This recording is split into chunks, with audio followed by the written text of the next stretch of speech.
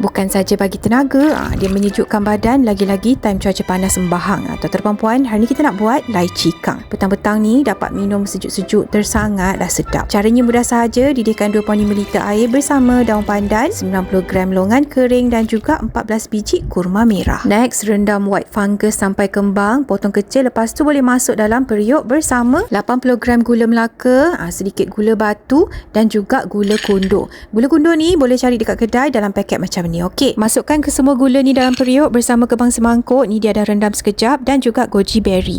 Biarkan didih sehingga dah lembut bahan-bahan dalam tu. Siap dah lychee kang kita. Mana yang tak rajin nak buat sendiri, boleh beli siap dalam paket ni.